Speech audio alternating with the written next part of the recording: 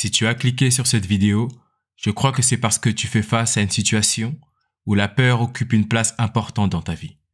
J'aimerais te dire que si tu es ici, ce n'est pas par hasard, mais parce que Dieu te parle à travers cette vidéo. La peur est une émotion naturelle qui survient lorsque nous sommes confrontés à un danger ou à une menace. Souvent, elle s'intensifie face à l'inconnu, à ce que nous ne maîtrisons pas. L'être humain cherche en permanence à contrôler, à comprendre, à dominer son environnement. Mais quand ce contrôle échappe, un vide se crée et c'est là que la peur s'immisce. Il est important de comprendre que la peur, dans une certaine mesure, a permis à l'homme de survivre et de se développer dans ce monde. Mais lorsqu'elle devient incontrôlable, elle se transforme en terreur. Et la terreur, elle te paralyse. Elle t'empêche de réfléchir, d'agir et d'avancer. Comme il est écrit dans Matthieu 6, verset 27 dans la Bible, « Qui de vous, par ses inquiétudes, peut ajouter une coudée à la durée de sa vie ?» La peur ne te permet pas de vivre plus longtemps, ni mieux. Le souffle de vie est un don de Dieu, que nous avons reçu gratuitement et que nous ne contrôlons pas. C'est un témoignage de la grâce divine. La peur naît souvent d'une frustration quand ce que nous voyons autour de nous ne correspond pas à ce que notre cœur désire. Peut-être que tu manques de quelque chose, peut-être que tu as peur du rejet, de l'échec ou de ne pas vivre la vie que tu espères. Mais j'aimerais te dire ceci. Le seul moyen de marcher sans peur, c'est de marcher dans la foi. La foi en Dieu, la foi en Jésus-Christ. Car c'est lui qui nous donne ce souffle de vie. C'est lui qui peut te connecter à la personne qu'il faut pour te bénir, te soutenir dans tes entreprises, te pourvoir en ce que tu as besoin. Matthieu 6, verset 25 nous dit « C'est pourquoi je vous dis, ne vous inquiétez pas pour votre vie, de ce que vous mangerez, ni pour votre corps, de quoi vous serez vêtus. La vie n'est-elle pas plus que la nourriture, et le corps plus que le vêtement ?» Alors ma question pour toi aujourd'hui est la suivante. Est-ce que tu te confies en Dieu?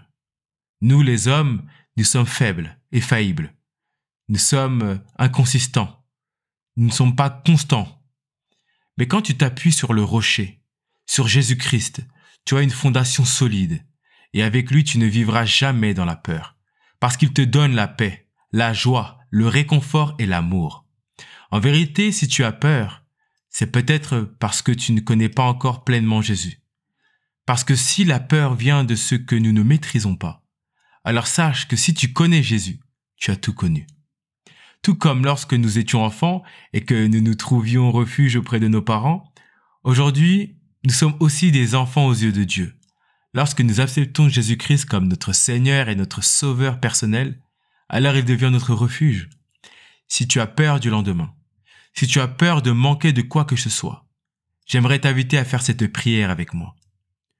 Seigneur Jésus, je te demande pardon pour mes péchés. Je t'accepte dans ma vie comme mon Seigneur et Sauveur personnel. Tu es le Fils de Dieu, tu es mort à la croix et ressuscité. Seigneur Jésus, prends ma peur, enlève la peur de mon cœur et donne-moi la joie, la foi et l'espérance en toi. Merci de ce que tu transformes ma vie. Merci de ce que tu pourvois à toutes choses, car comme il est écrit, les bontés de l'Éternel se renouvellent chaque matin. Merci pour la bonté d'aujourd'hui et merci pour la bonté de demain. Amen. Alléluia! Si tu as fait cette prière, sache que devant le trône de Dieu, c'est la fête. J'aimerais te dire que tu es né de nouveau. J'aimerais te dire que le Seigneur a entendu ta prière.